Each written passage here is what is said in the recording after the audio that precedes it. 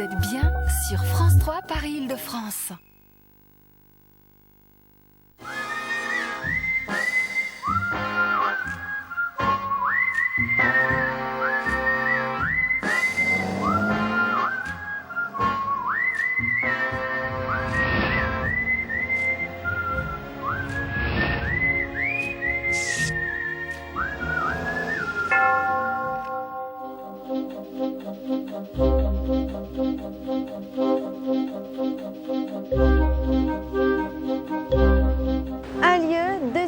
Bienvenue dans La Belle Histoire. Nous sommes à Dieppe, c'est ici qu'en août 42, à l'aube, 5000 Canadiens ont débarqué. Ils voulaient se battre contre les Allemands. Ils seront décimés en quelques heures seulement. Un guet-apens, un carnage qui laisse une cicatrice indélébile dans l'histoire de la Seconde Guerre mondiale. En 1942, les Alliés veulent faire diversion sur le front ouest. Ils organisent un débarquement à Dieppe, mais en quelques heures, 2000 hommes vont tomber sous les balles et les mitrailleuses allemandes. On ne comprend pas comment on a pu envoyer 2 unités comme ça dans un piège pareil. Un piège, une hécatombe malheureusement prévisible. Alors, l'opération Jubilé était-elle vraiment vouée à l'échec ? A-t-elle servi de répétition pour le débarquement de 1944 ? Ce sera la première histoire de notre émission. La deuxième histoire va vous surprendre. Il n'y a pas si longtemps, ce sont les fous et les malades que l'on trempait dans l'eau de mer. À l'époque, les bains de mer étaient réservés aux enragés et aux hydropiques. On soignait les maladies. Et puis, la duchesse de Berry est arrivée sur la plage de Dieppe avec ses tenues de bain et ses baignoires tirées vers la mer. Comment cette effrontée fera-t-elle du bain de mer un passe-temps vivifiant qui séduira tout le Gotha au XVIIIe siècle ? Comment fera-t-elle de Dieppe la première station balnéaire française ? Vous le découvrirez dans notre deuxième histoire. Avec Mayam Bounafa ? Avec François Reinhardt. Août 42, les boys canadiens sont-ils morts pour rien ? Fallait-il vraiment être fou pour se tremper dans l'eau de mer ? Vous êtes à Dieppe ? Vous aimez la belle histoire ? C'est parti.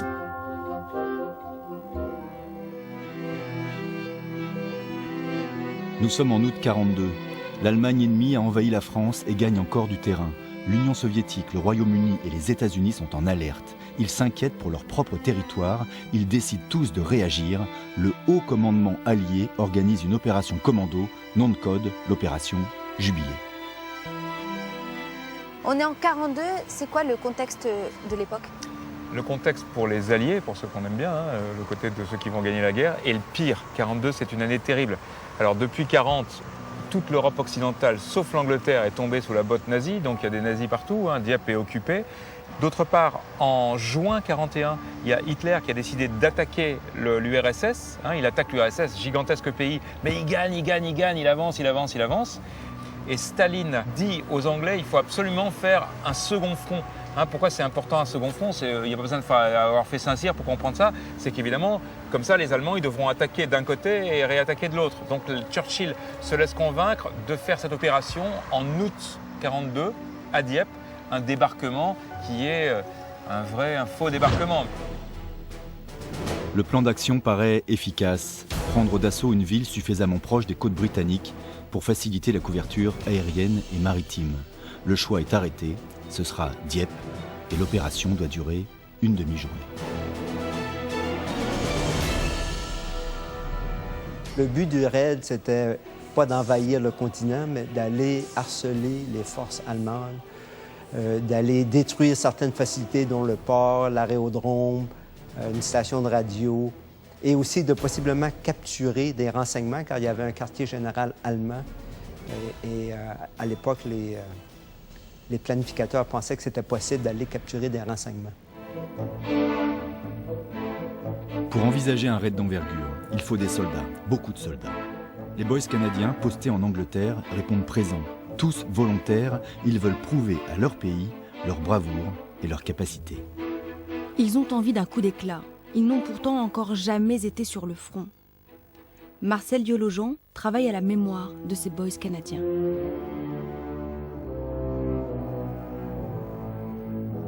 La majorité des fantassins canadiens, ils n'avaient jamais été au combat. Ils voulaient en fait participer à l'histoire et... Ça fait déjà 2 ans qu'ils piétinaient en Angleterre. Ils ont participé aux moissons, et puis à certains entraînements, mais ce n'était pas ça n'avait rien à voir avec l'entraînement des commandos, hein, qui eux avaient un entraînement spécial. Ils croyaient vraiment que l'opération pouvait avoir un succès. Malheureusement, ça n'a pas abouti comme ça. Le 19 août 42, à 3 h du matin, une véritable armada de 250 navires et 1 millier d'avions s'élance vers les côtes françaises. À bord, 8000 hommes, dont les 5000 boys canadiens. Les chefs militaires ont assuré à leurs troupes que l'opération serait du gâteau. Il est 5 h du matin, l'opération Jubilé va devenir un enfer.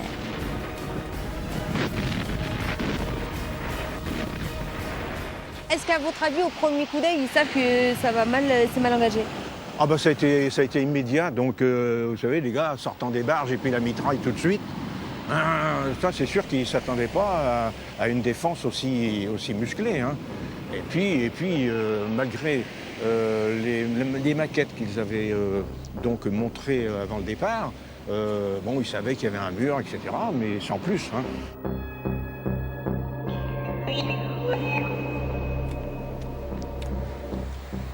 Alors nous voici devant un contexte géographique qui est aberrant pour envoyer des troupes dans un lieu pareil, à savoir une plage de 200 mètres de large seulement, un mur de 4 mètres de haut à l'approche des galets, et de chaque côté des falaises truffées de défense. Quelques heures plus tôt, l'impensable était arrivé. La flotte alliée a eu le malheur de croiser en mer des navires allemands. L'opération n'est plus un secret, les Allemands sont prévenus, le raid se transforme en guet-apens. Ce que les Canadiens ne savent pas encore, c'est que les nazis et leurs canons les attendent de pied ferme, en poste à Dieppe, prêts à tirer.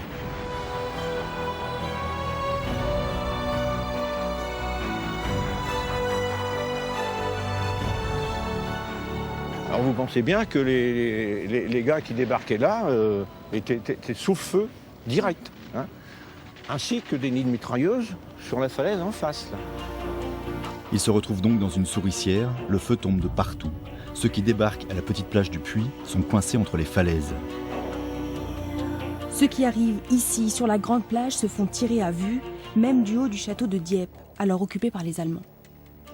Voilà, si vous prenez cette fenêtre-ci, ce qui est fabuleux, c'est que vous avez toute la plage en enfilade. C'est-à-dire que tous les soldats qui avaient comme mission de traverser ce champ de lapins se sont fait canarder par non seulement les Allemands qui étaient ici, mais tous ceux qui logeaient dans les maisons du front de mer, les hôtels, etc., qui avaient été évidemment désertés par les touristes. Complètement à découvert. Complètement à découvert, avec 2 falaises de 60 mètres de part et d'autre.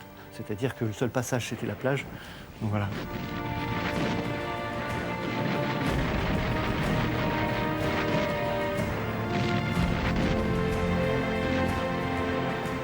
Sur les 8000 boys, comme on les appelle, qui vont débarquer, il y a un petit peu moins de Canadiens, Les mais à peu 5000. près ça. Voilà. Eh bien, la moitié vont mourir. Et c'est le jour, ce jour d'août 1942, c'est le jour le plus meurtrier de l'histoire du Canada. Il n'y a jamais autant de soldats canadiens qui sont morts un même jour. Pourquoi ils sont morts?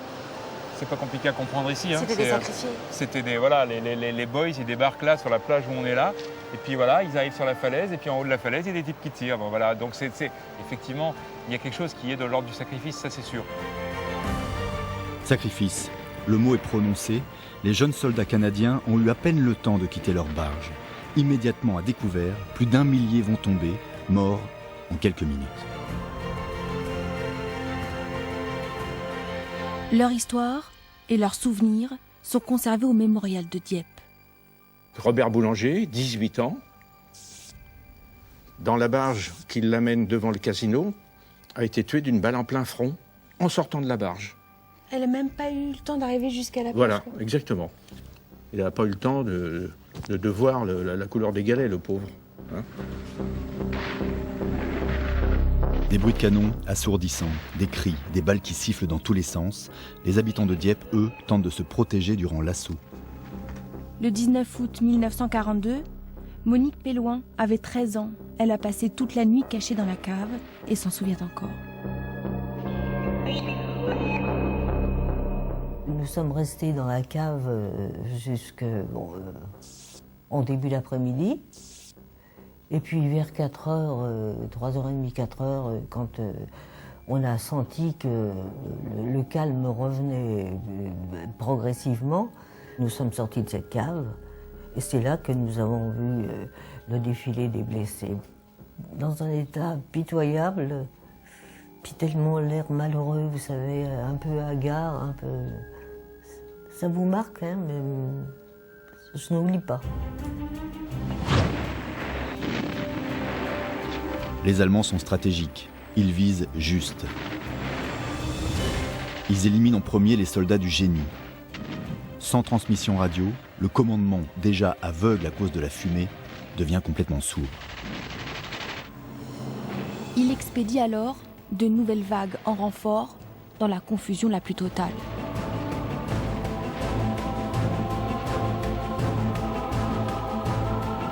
Il y a une première vague qui part, ils se font liquider. Ils sont bloqués sur les au galets. lieu d'arrêter, on envoie une deuxième salve d'hommes. Alors, défaut de communication, l'état-major qui était sur le Calpe, l'un des 8 destroyers au large, les messages arrivaient plus ou moins tronqués, plus ou moins compréhensibles. Général Roberts, vers 9h30 par là, a compris, enfin on lui a transmis que c'était bon, quoi. L'essai Scottish, c'était... Alors bon, ok, on envoie les suivants. Sauf que l'essai Scottish, il était sur les galets. Hein. Mort. Et ça tirait de partout.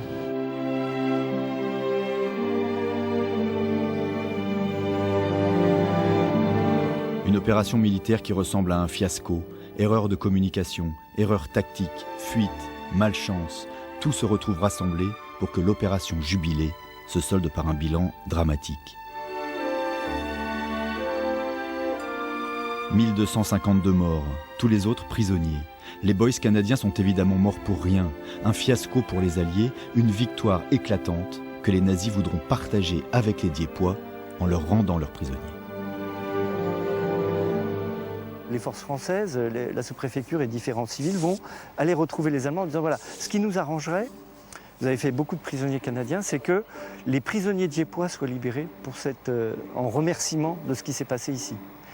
Et ce qui va se passer, c'est qu'il va y avoir 1300 prisonniers diepois et des environs qui vont être libérés grâce au sang et aux prisonniers canadiens. Et ça encore aujourd'hui, dans les mentalités locales, une importance majeure. Ce sont des pères, des frères, des maris, des oncles, enfin que sais-je, c'est 1300 hommes qui reviennent dans la population civile.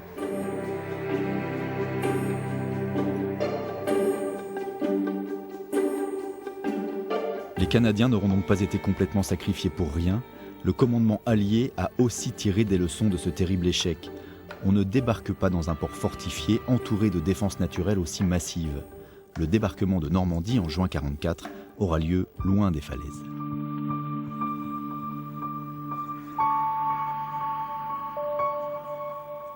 Est-ce que tu penses que ce débarquement, ça a servi à quelque chose, que le sacrifice de ces Canadiens, ça a servi à quelque chose? Alors, en tout cas, ce qu'on peut dire de manière générale, c'est qu'après tout, tous les soldats qui sont morts, on peut se poser la question pour tous les soldats qui sont morts par la guerre. Hein. Quand il y a eu le débarquement de Normandie, qui a marché, heureusement, parce que c'est pour ça qu'on s'est débarrassé d'Hitler, ça a été extraordinairement meurtrier aussi. Sauf que là, c'était pas 8000 soldats qui arrivaient, c'était des centaines de milliers. Donc là, ça a marché 2 ans plus tard. Le 19 août 1942 restera l'un des jours les plus sombres de l'histoire du Canada. Chaque année, une commémoration rend hommage à ces jeunes apprentis soldats, courageux, qui ont perdu la vie durant l'opération Jubilé. Pour les Diepois et pour tous ceux qui s'en souviennent, ils sont encore aujourd'hui considérés comme des héros.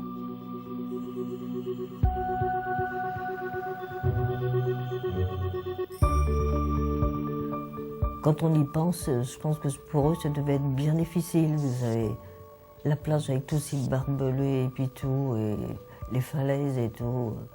Ça a été vraiment une journée... Oui, une journée que je ne peux pas oublier, ça. Oui. Des jeunes qui sont venus se vertuer pour nous libérer quand même. Hein. C'est bien triste tout ça.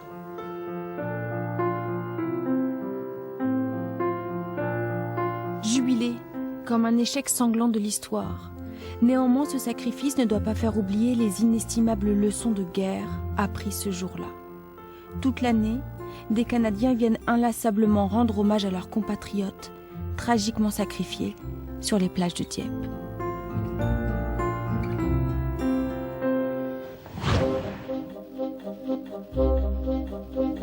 La deuxième histoire de notre émission est beaucoup moins tragique. Saviez-vous que c'est ici, sur la plage de Dieppe, qu'ont été inventés les premiers bains de mer? Se baigner pour le plaisir, un loisir tellement simple et populaire aujourd'hui, mais impensable au début du 19e siècle. C'est une jeune duchesse italienne, la duchesse de Berry, qui va révolutionner les bains de mer en France et lancer cette mode qui nous touche en masse aujourd'hui. Mais avant elle, la mer faisait peur. Seuls les fous et les grands malades s'y baignaient. La mer, oui, mais à usage thérapeutique uniquement et en souffrant, s'il vous plaît. Au XVIIIe siècle, à Dieppe, il y avait par exemple des guides baigneurs qui, puisqu'on ne savait pas nager, qui entraînaient les malades en marche arrière vers la mer et qui les trempaient à la renverse dans la vague.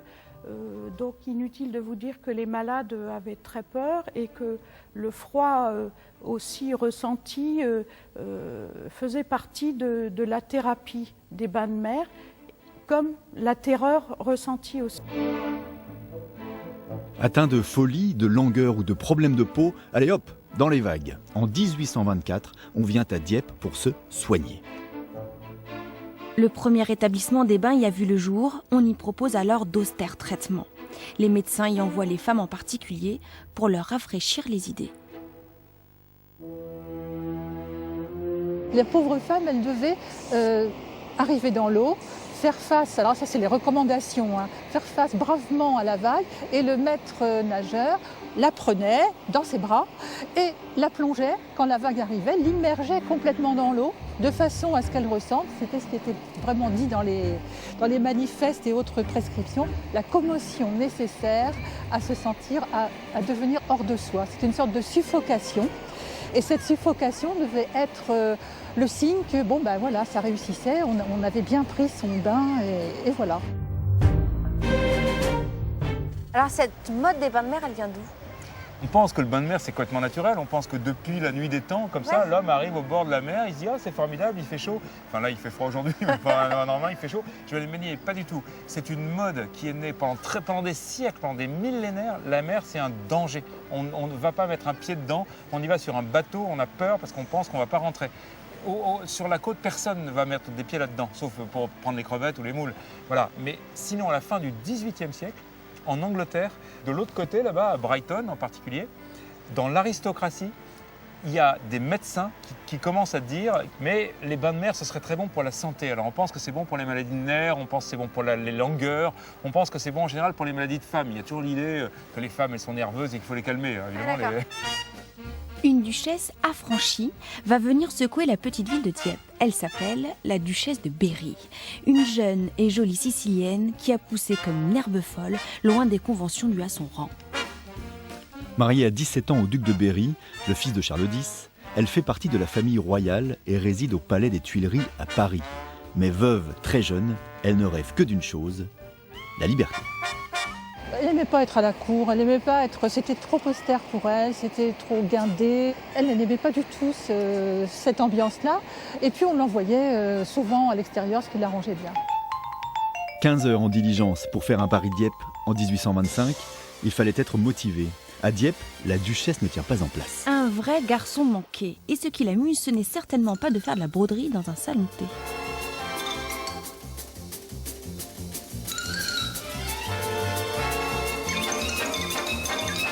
Les gens de sa suite étaient absolument épuisés le soir et elle faisait une demi-heure de sieste et elle repartait pour danser une partie de la nuit dans la salle de bal ou pour aller au théâtre. Elle était véritablement infatigable. Oui. Elle faisait des parties de pêche. Et un jour, comme elle avait exprimé son intérêt pour la pêche à la baleine, on a eu l'idée un peu baroque et sanguinaire d'ailleurs de jeter un taureau à la mer et de le harponner devant elle. Voilà. Une duchesse infatigable qui va dans l'eau de son plein gré et qui, en plus, sait nager. Les Diepois sont fascinés. Chacune de ces baignades est un spectacle et mérite une cérémonie officielle. Une salve de 21 coups de canon est tirée du château, la foule se presse, le maire en personne assiste à l'événement.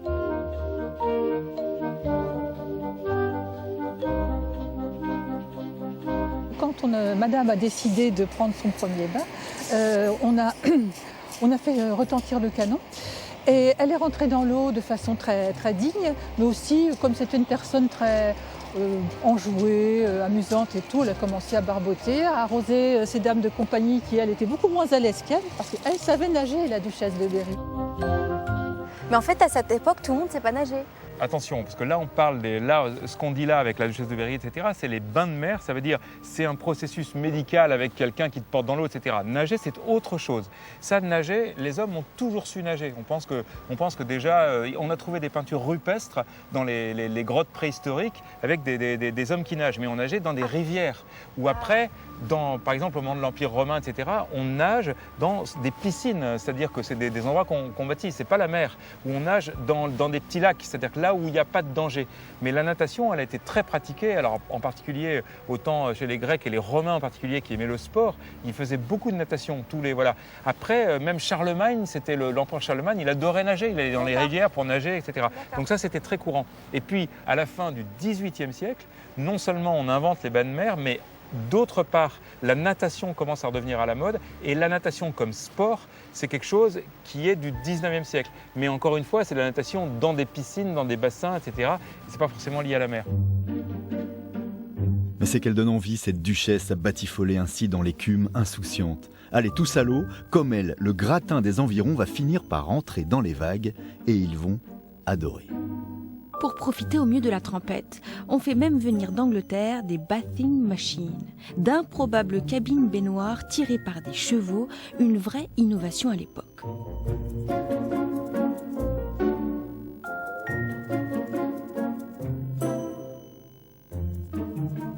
À l'intérieur de ces baignoires, qui étaient tous sur des baignoires, les dames pouvaient se dévêtir tranquillement. Par exemple, la duchesse de Berry, elle avait à mettre dans cette baignoire, elle avait à mettre un pantalon de laine, elle avait une tunique de laine, un paletot de laine et une petite, c'était très lourd, oui, surtout dans l'eau, l'effet laine mouillée, et une petite toque sur la tête et des bottes pour se prévenir, pour être prévenu des crabes et des choses. On voit que la tête, quoi. On voit que la tête. Et cette cabine, on va la tracter avec des chevaux jusqu'à l'eau. Jusqu'à l'eau, jusqu'à ce que la dame puisse sortir en ayant de l'eau à peu près à la taille. Et là, elles sont prises en charge par les maîtres nageurs jurés. Ces jeunes femmes, elles trouvaient non seulement au bord de la mer, non seulement la vague qui les requinquait, mais elles se trouvaient aussi accessoirement dans les bras d'un beau maître nageur. Voilà, et l'effet beau maître nageur travaillait déjà, quoi. Il y avait des frissons qui n'étaient peut-être pas dus au froid dans cette histoire-là. Il y a eu peut-être des petites amourettes entre nageuses et maîtres nageurs. Oui, il se dit qu'il y a eu des petites amourettes et puis, voire même, on dit des fugues. Des baigneuses folles de leur maître nageur, nous sommes déjà très loin des hystériques mal en point, lancés à la mer jusqu'à la suffocation. On prend plaisir maintenant à entrer dans l'eau. La plage devient enfin un moment de détente et on a envie d'y rester. Les marchands de glace, les cafés, les manèges, les hôtels vont vite arriver le long de la promenade. Un train va même ramener le temps de trajet Paris-Dieppe à 4 heures. On l'appellera le train du plaisir. Dieppe va ainsi se transformer pour devenir la première station balnéaire de France. En fait, cette duchesse de Berry, elle a comme inventé le concept de loisir. Tout à coup, on va dans un endroit pour être vu, pour se balader, pour revoir, pour se détendre, ce qui n'existait pas forcément. Moi, ça m'a rappelé un peu le Front populaire, le début des congés.